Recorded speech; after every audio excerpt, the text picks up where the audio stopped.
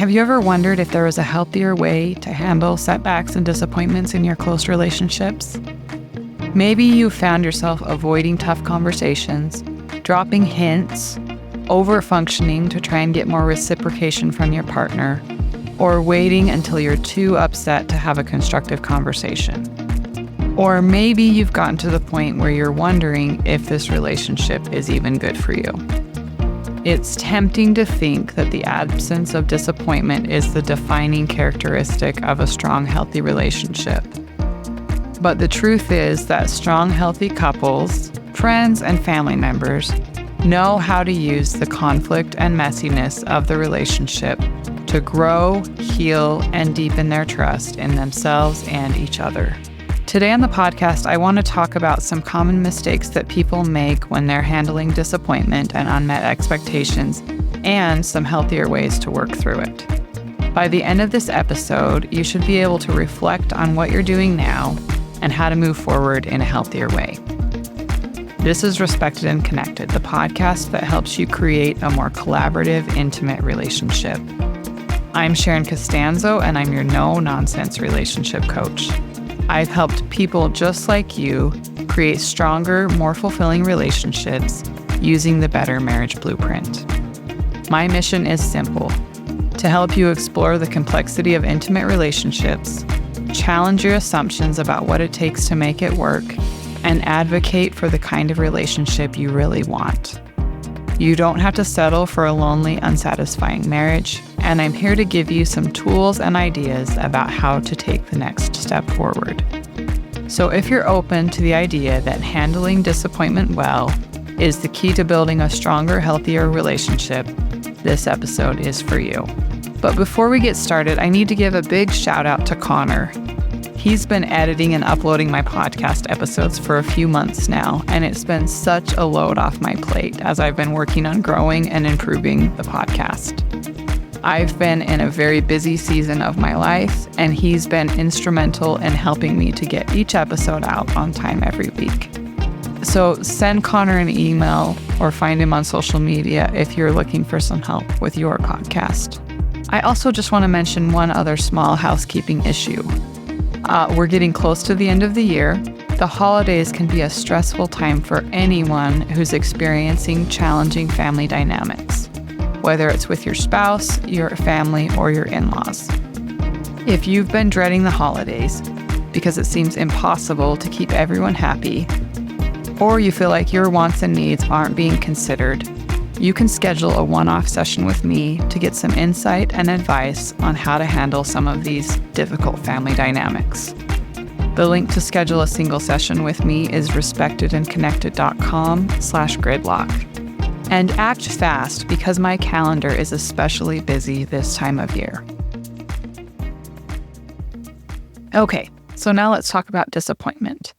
I feel like this topic is particularly relevant right now, at least to me, because we just had a very contested presidential election here in the US, and half of the country is feeling various levels of disappointment.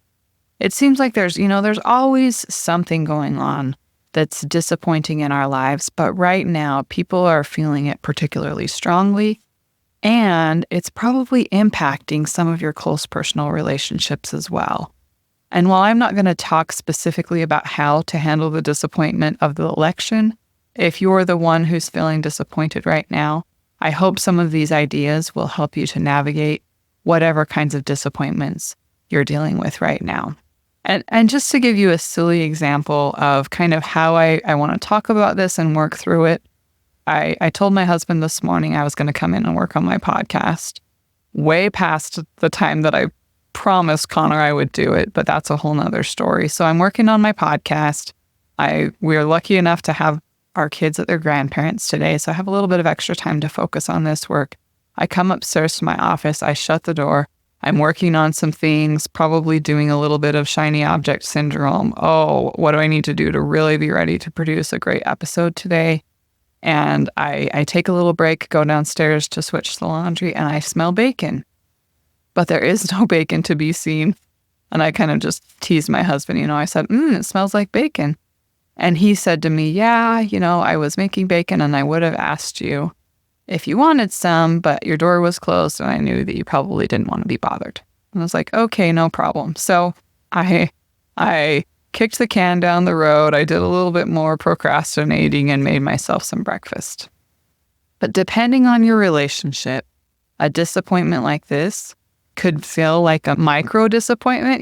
This is just a one-off. This is just the daily disappointment of living with someone else who doesn't always read our minds and agree with us and feel the way we feel about everything.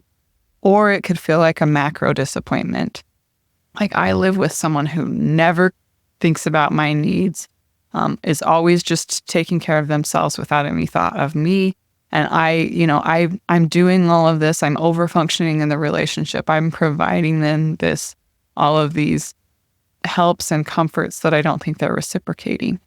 So that's kind of the difference between a micro and a macro disappointment. Just in the fact that my husband didn't make me bacon for breakfast. So we'll get a little bit more into some of these kind of things as we go through this episode and talk through some things. So we have micro and macro disappointments. If we can be specific and avoid generalizing our disappointment when we communicate it, that can be super helpful. Another cause of disappointment often in our relationships is we aren't really communicating our needs, values, and expectations clearly. We do kind of expect that over time our partner will get better at understanding us, maybe even if we don't communicate it. And sometimes that can be a little bit of a fantasy. One of the things that I hear often when I talk to women, this is just kind of a pattern in heteronormative relationships, is something like the husband is making financial decisions without my input. And I'm really disappointed about that. The way I understand and communicate that disappointment is pretty important, though. And the way I think of it and the way I would coach a client on this is, yes, that's very disappointing, especially if you have a value of partnership and equity in your relationship. And sometimes when we bring this kind of a thing up, if we bring it up more as a criticism or a complaint, the partner who's receiving the criticism or complaint is going to feel defensive. And they might respond to that accusation or that criticism by saying, you know what, my brother handles things this way in his marriage. They have a perfectly happy relationship. His wife doesn't have any complaints about the way this is handled, so you should just back off. There's problems with this on both ends, and there is a better way to handle it. It could be something like, hey, this might have been okay and previously in our relationship, but my values have changed, my needs have changed. I've become more aware of how I really want this to be handled. And this is what I would like. So that's kind of a way of approaching it without making assumptions by saying, you know what, there are times when I have let this slide, or there are people that we both know that handle things this way and they're okay with it. However, I am not. So just being a little bit more clear and explicit about your values and your expectations can really help to smooth some of these kinds of disappointments.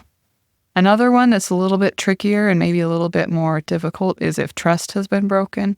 If there's been some sort of betrayal, your partner has understood what the expectations of the relationship are, maybe, what your agreed expectation of monogamy is in the relationship, and maybe they've kind of veered into some gray area around that. Maybe you've made a clear agreement about how something is going to be handled in your relationship and they have not followed through on that agreement. That's another time when you're going to feel a little bit more than just that micro level disagreement, because there has been open communication, because there have been clear agreements, and those agreements have not been handled. I'm not going to get really in deep to that kind of broken trust level of disappointment today, just because I think there's a lot more nuance in that conversation, and it would be really helpful to get more context from you, the person dealing with that, to give more examples of how to handle that. But I do want to acknowledge that is a time when we can feel a lot of disappointment in our relationships. Another thing that I hear often from my clients that can be really disappointing is how things kind of fold out, or how things kind of play out when there are changes in life circumstances. So going from, being single and dating to starting your life together, getting married if that's how you do it, or committing to live together and start your life together in that way. You probably have some expectations about how that's going to play out, and it doesn't play out perfectly the way that you envision it in your mind. Another time when this happens is when you start adding children to your family and you have different expectations about what everyone's role and responsibility is going to be when children come into the picture. Again, when kids go to school, whose job is what, and how do those different responsibilities and goals play out? Career changes is another big one. Another one I see often, and I work with women on this, and, couples really, is we're looking into our retirement, and we have different kind of ideas and expectations about what our retirement is going to look like. And, we're going to have more time together than we used to. And what do we each want for this stage of our lives? So there are a lot of changes in life circumstances that can be the cause of disappointment and can also be an opportunity to communicate. And that's kind of the next part of this episode, is talking about communicating expectations and communicating disappointment. There is a really high cost for not communicating your feelings, especially those uncomfortable or negative feelings, because trying to hide your true feelings, it doesn't work. Unless you are truly accepting of the situation that you're in without resentment, you cannot really fully hide those true feelings. And if you're managing them without being really honest with your partner, they're going to come out kind of sideways in unhealthy ways. And it impacts the trust in your relationship. If you use kind of sarcasm to communicate what you're feeling, if you are starting to avoid day-to-day interactions because you're feeling frustrated and you don't want to communicate that frustration, that has a negative impact on your relationship. And so it's really vital to learn how to process and communicate well, especially these negative feelings and emotions and disappointments, if you want a healthy, trusting relationship. And I also want you to think of this as an opportunity to learn and grow through these difficult moments, because really it is the couples, the family members who see it as an opportunity, who are able to create space in the relationship to repair and navigate kind of the messiness of humanity. That's where the real healing and trust and genuine, authentic connection is created. It's not this fairy tale fantasy of, if I pick the right partner or if I orchestrate the perfect conversation, that things are going to be just beautiful and easy. That's a fantasy and a fairy tale. So I want you to pay attention to kind of some of these common mistakes or unhealthy coping mechanisms. And many of these come from Terry Real's book, The New Rules of Marriage. As you guys know, I use a lot of Terry Real's work because I am a Terry Real trained relationship practitioner. So these first 5 are common mistakes or unhealthy coping mechanisms. So the first is trying to be right. I'm going to deal with this disappointment by trying to be right. And one of those examples is, if you go to your husband and say, hey, I really would like to be considered more in financial decisions. I would like my input to be considered about how you make investments, how you decide, to buy life insurance policies for the kids, big purchases, all of those things. I want us to communicate that and work together as a team on that. And if they respond by being right, or you go through, this is the right way to do things rather than this is how I want to do things, or they respond by saying, what, other people handle this just fine. The way I'm doing it is the right way. Other women that I know are perfectly happy to handle things this way, so therefore you should too. That's kind of the being right approach. The next one is control. And usually controlling behavior comes with the thought of, how can I get my partner to do things the way I want them to do. It can be really direct, like I'm going to tell them how it is. This is what you should do. Now do it.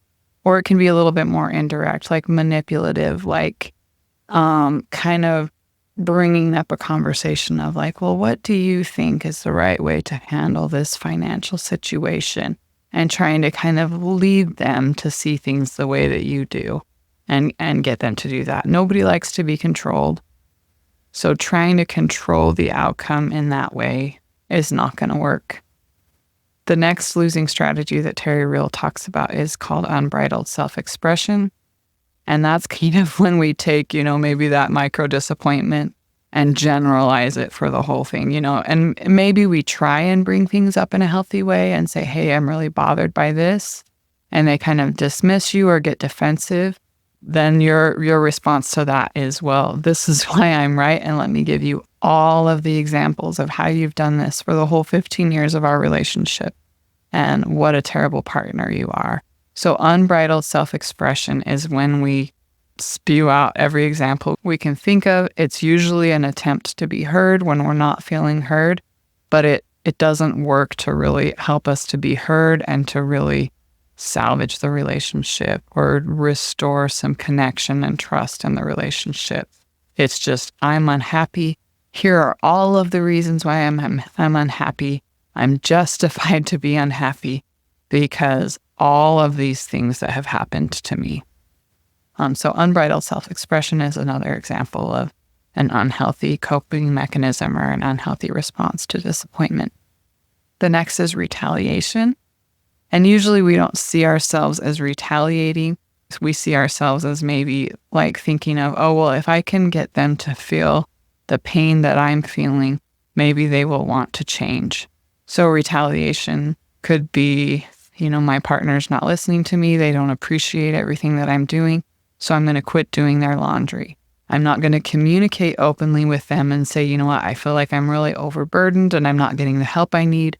So I'm going to stop doing your laundry. It's more passive aggressive of just, I'm going to stop and see if they notice. And if they feel bad about it, maybe they'll change their behavior. So there's kind of two different ways to approach these things. One is kind of being a little bit more subtle about your communication, not clear, not honest, not giving the other person an opportunity to have a voice in the discussion. Or, we'll talk a little bit more about some skills that you can do to handle this better. So retaliation is one. The next is withdrawal. Usually we have a two-step. We try something, and if it doesn't work, eventually we withdraw. And this isn't like a healthy taking some space to figure myself out. This is more like the silent treatment, or maybe I'll just stop going to family parties and see if they notice and they come and ask me about it. It's more of a passive, I'm going to withdraw, either because I can't handle being in this relationship, or I'm really hoping that they'll notice that I've withdrawn and kind of try and close that gap. So the other one that Terry Real doesn't talk about specifically that I think is really important to talk about, and this is, I'm sure there's many places where you can read more about this, but the book Everything Isn't Terrible by Kathleen Smith, she talks about this concept of triangulation. And this is, when we're feeling the stress or pressure in a specific relationship and we don't have the skills or confidence to handle that with the person that we're struggling with, we triangulate. We talk to somebody else about it. This is really common in enmeshed families. I'm having a problem with my brother. I don't want to talk to him about it. It's really uncomfortable. It hasn't gone well. So I'm going to talk to my mom or my sister-in-law. And that we kind of have two hopes, or we kind of have two strategies for this. Sometimes triangulation, just venting to someone else, it relieves the pressure of that enough that we can, that we can handle it, that we can tolerate it.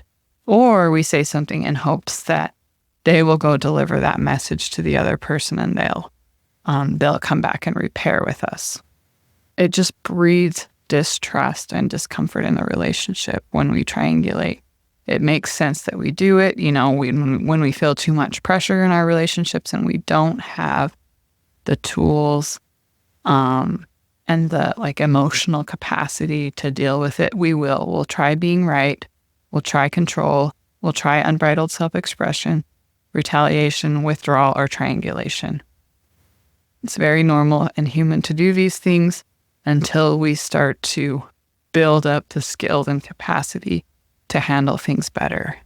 And I promise you that if you're the person who's working on building these tools and strategies, and you're looking for people who also have the capacity to do this with you, you will become stronger, you will become more emotionally mature, and you will heal some of these unhealthy patterns that you've learned in previous relationships because you're committed to learning these things. So we've talked a little bit about unhealthy coping mechanisms. I want to talk about a few skills for communicating disappointment. The first is a Gottman famous skill, and it's trying a soft startup, using a soft startup. And this can be really hard to do when we've let tension and frustration build up over time. But I want you to kind of just imagine, if this person were acting in good faith and I was telling them for the very first time something that was on my heart, that was bothering me, with the confidence that they could respond well, how would I bring it up? One of my favorite phrases is, hey, I really care about you and I want to have a healthy relationship with you. And I'd like to share with you a little bit about something that's been bothering me. Is now a good time?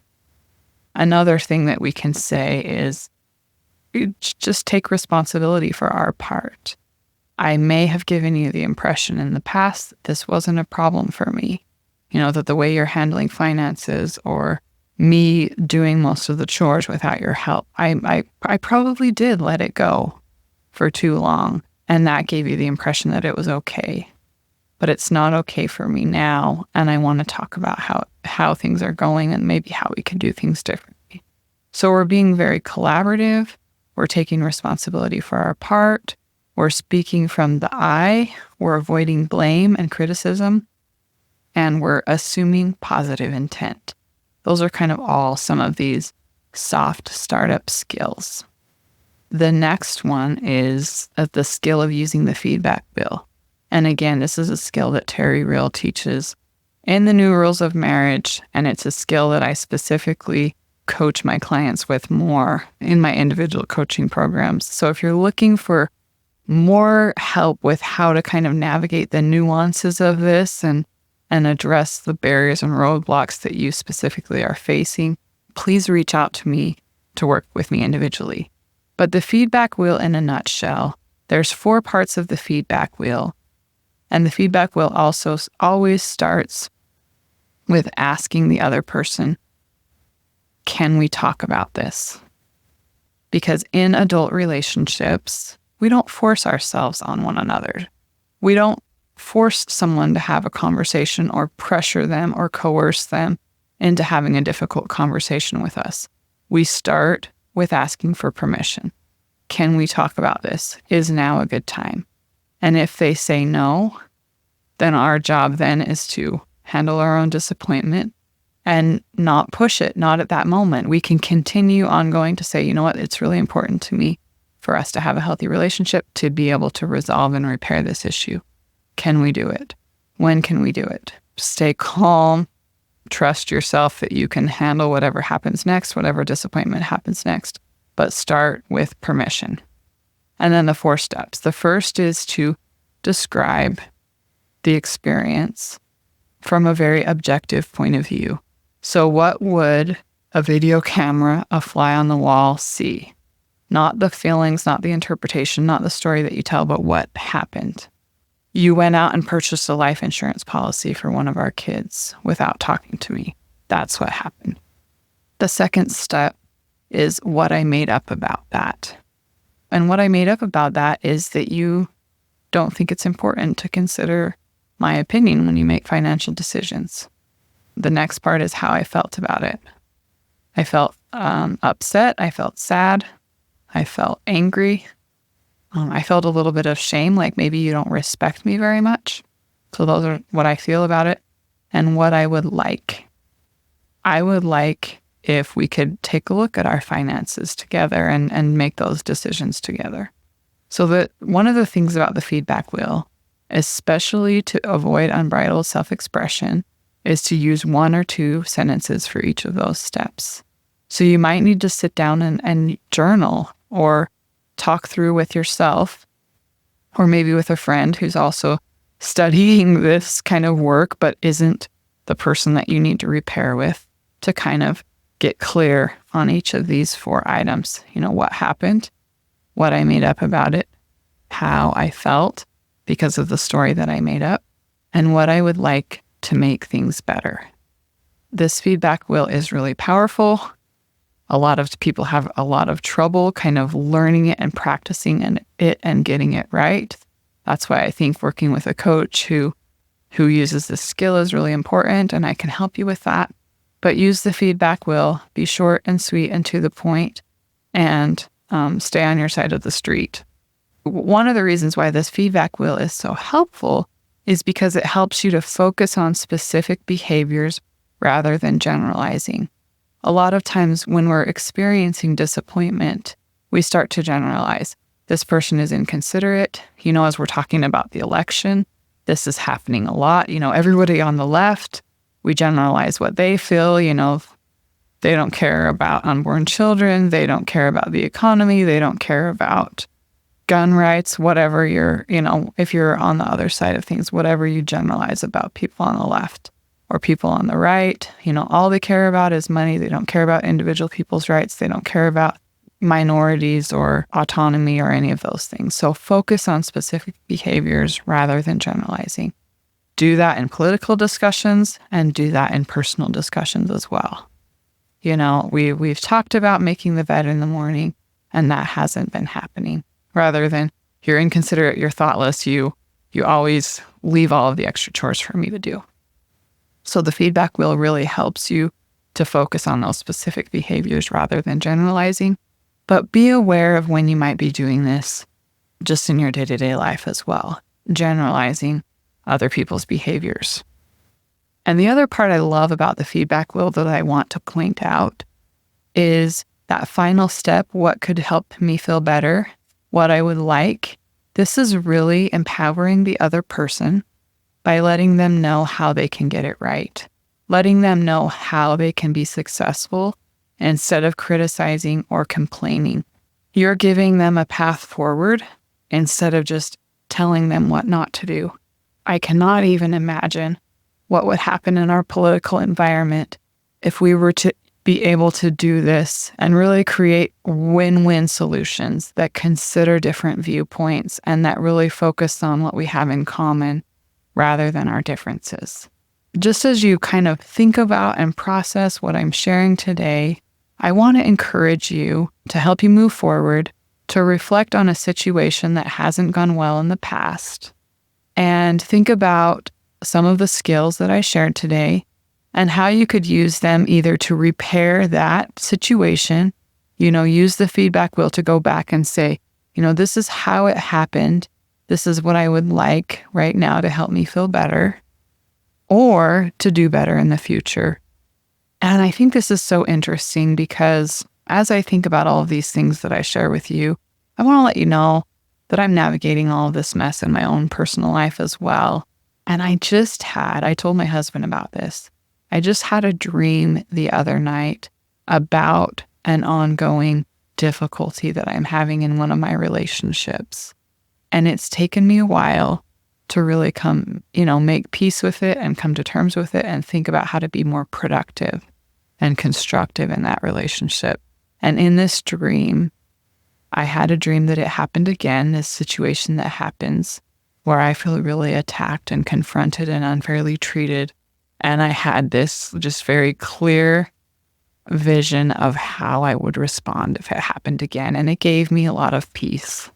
That even though things haven't gone well in the past, I feel peace and hope that if that came up again, I could handle it better in the future. And that's what I want for you. That's what I want for you to get from this today. So I hope this has been helpful. And just in conclusion, we're talking about disappointments in our relationships. Some of them are really big. Some of them are kind of small. Keep in mind, that if you can avoid generalizing, if you can focus on specific situations, you're going to be a lot more effective and successful in navigating these situations, creating a win-win way forward, creating more trust and authentic connection in your relationships. And that's what I want for myself, and that's what I want for you as well. And that's a wrap on today's episode. I hope you found today's discussion insightful and empowering. But before you go, are you feeling stuck in a difficult relationship? Maybe you're struggling to communicate your needs or set healthy boundaries. If so, I want to invite you to check out my special offer for podcast listeners, a one-on-one coaching session designed to help you gain clarity and confidence in your relationships. In this session, we'll work together to help you understand your own needs, communicate more effectively, and decide on the healthiest way to move forward. To learn more and book your session, simply visit respectedandconnected.com/gridlock. Thanks for listening, and I'll catch you in the next episode.